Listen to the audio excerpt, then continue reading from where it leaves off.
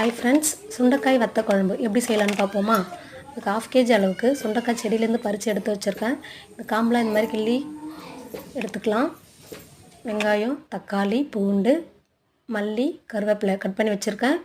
இதுக்கு மெயினான பொருள் என்னென்னு பார்த்தீங்கன்னா, மல்லாட்டை பயிறு, பாசிப்பருப்பு, துவரம்பருப்பு, வெந்தயம், தனியா, மிளகு, ஜீரகம், காஞ்ச மிளகாய் இதெல்லாம் மசாலாக்காக வச்சுருக்கேன். புளி ஊற வச்சு எடுத்து வச்சுருக்கேன். சுண்டைக்காய் வந்துட்டு இது மாதிரி நம்ம நசுக்கி எடுத்துக்கலாம்.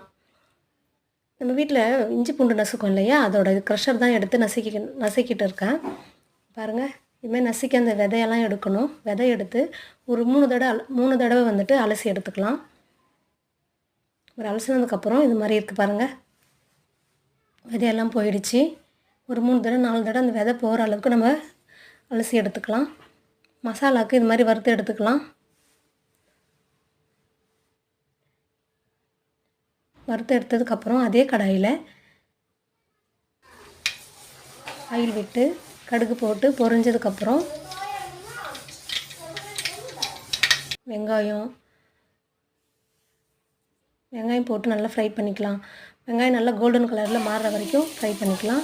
கொஞ்சமாக தட்டி வச்சுருக்கோம் பூண்டு, அதையுமே கூட ஆட் பண்ணிக்கலாம்.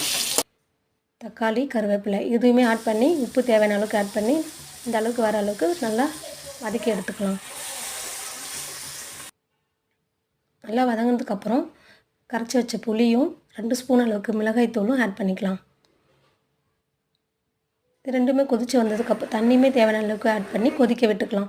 ரெண்டுமே கொதித்து வந்ததுக்கப்புறம் நம்ம வந்துட்டு சுண்டைக்காய் லைட்டாக எண்ணெய் விட்டு வதக்கி எடுத்து வச்சுருப்பேன், அதையுமே அதை கூட ஆட் பண்ணி கொதிக்க விட்டுக்கலாம். இது நல்லா கொதித்து வந்ததுக்கப்புறம் மசாலா அரைச்சி வச்சுருக்கேன் இல்லையா, அரைச்சி வச்ச மசாலாவும் இது கூட ஆட் பண்ணிக்கலாம்.